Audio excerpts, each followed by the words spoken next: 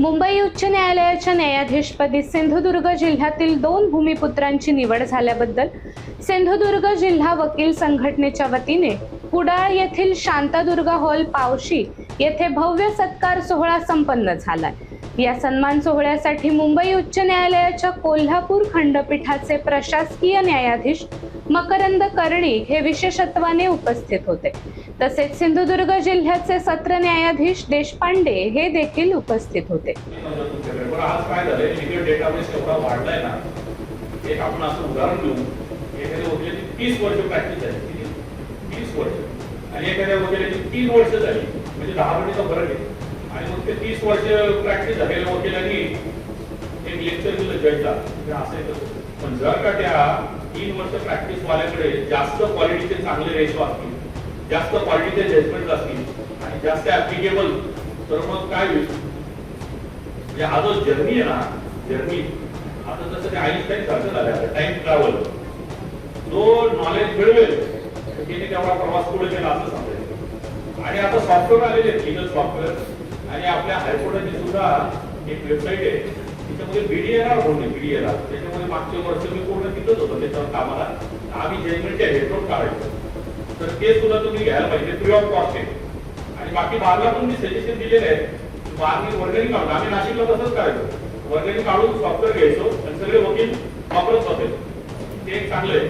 परंतु केस लॉ एक लक्षात ठेवा, केस लॉची डायरी मेंटेन करा, केस लॉचा डायरी होईल एवढे नका, म्हणजे ऍप्लिकेबल असेल तेवढे जाणे अलग लक्षात। उगीच ते प्रिंट देताय आपले फॉलोअर बसतात, आणि ती जजमेंटची लांबी एवढी वाढत चालली आहे केस लॉ मुळे। केस लॉ जे आहे एक लक्षात ठेवा, केस लॉ ही ट्रेजर आहे, काय आहे? ट्रेजर आहे, म्हणजे अगदी जिथं परफेक्ट लागत ना तिथं लावा तुम्ही। जर का तुम्ही हे एवढं आणलं ना, मग आम्ही समजू हे तुम्ही टूल बॉक्स म्हणून वापरताय, काहीतरी आता डिले टॅक्टिक करायचे आहे, तर ते टूल बॉक्स म्हणून वापरायचं का ट्रेजर बॉक्स म्हणून वापरायचं, ते ठरवा तुम्ही। आता पुढचं जे स्टे पेशंट हे फार महत्वाचं आहे।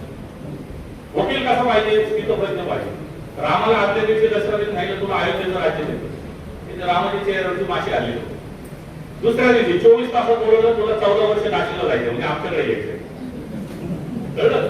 तरी रामाच्या चेहऱ्यावरची माशी आली, याला काय म्हणतात? स्थितप्रज्ञता।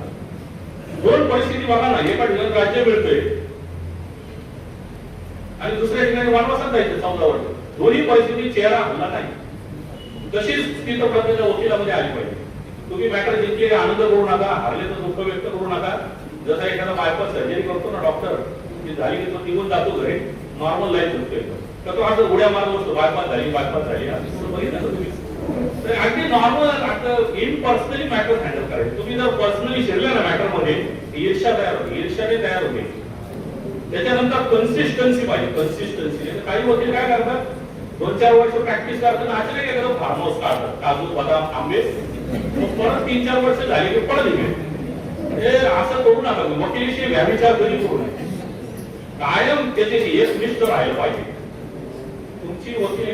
तुम्हाला बॅरिस्टर रामराव आदिकांचा एक्झामचं माहिती आहे का? कोणाला माहिती आहे का रामराव आदिक?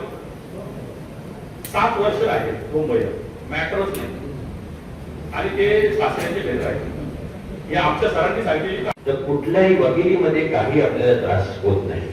माझं वैयक्तिक असं मत आहे की आपल्याला काय पाहिजे आयुष्यात हे पहिले, सगळ्यात पहिले आपण आपल्या स्वतःला विचारत घ्या।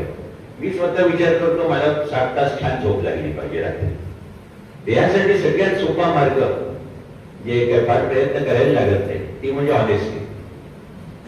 आणि आपण जर आपल्या क्लायंटशी ऑनेस्ट असलो, आपल्या कामाशी ऑनेस्ट असलो, कोर्टशी फेअर असलो, सगळ्यात सोपं आहे, जास्त काही कॉम्प्लिकेशन करायची गरज नाही। केस आहे, अभ्यास करायचा, ऍज इट इज प्रेझेंट करायची, कायद्याचा अभ्यास करायचा, हिस्टॉन बघायचे, थोडी क्रिएटिव्हिटी पाहिजे, प्रेझेंट केली की आपलं काम जातं, बाकी जजेस सांभाळून घेतात। हा मार्ग मी पत्करला होता, पण हे करत असताना बरेच आपल्याला शिकायला मिळतात। काही टफ जजेस भेटतात, काही प्रेमळ जजेस असतात, सिम्पथेटिक असतात, वेगवेगळे जजेस असतात। तर असंच एकदा माझा अनुभव मी बरेचदा सांगतो, आणि तो माझा अनुभव एक कायम माझ्या मेमरीत राहिला। तो म्हणजे अशीच एक बारचं फंक्शन होतं, तिकडे खूप कडक जज होते असे, त्यांच्यासमोर सगळे जायला घाबरायचे, आणि त्या ह्याच्यात भेटलं तर म्हटलं त्यांच्याशी जरा संवाद साधावा आपण, थोडं त्याच्याशी नीट बोलावं. त्या यंग ज्युनियर जज होतो, सॉरी वकील होतो मी, त्यांच्यापर्यंत गेलो.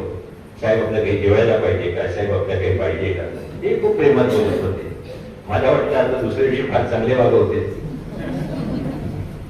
म्हणून त्यांच्यासमोर गेलो. आणि हा मला किस्सा आठवला, कारण जामसाहेब साहेब जे बोलले की एक वकिलांनी कसा इमॅक्युलेटली ड्रेस पाहिजे, ते आपल्या हातात आहे, ते काही कोणाला सांगायची गरज नाही. आपले ड्रेस चांगला पाहिजे, ड्रेसिंग सेन्स पाहिजे, आपला हक्की आपलं जे काही बेसिक ते पाहिजे ते सगळं पाहिजे ते कोर्टामध्ये, ते परमिटेड झालं पाहिजे. तर त्यांच्यासमोर गेल्यावरती दुसऱ्या दिवशी मी उभा राहिलो आणि 2-4 वाक्य बोलल्यावर ते म्हणाले की mister I must tell you one thing. म्हटलं बाबा शिकवताय, चांगलं आहे, काल भेटतो राहते. तर ते म्हणले there are 3 things which a lawyer must possess. One, he must look like a lawyer. Second, he must think like a lawyer. And third, he must argue like a lawyer.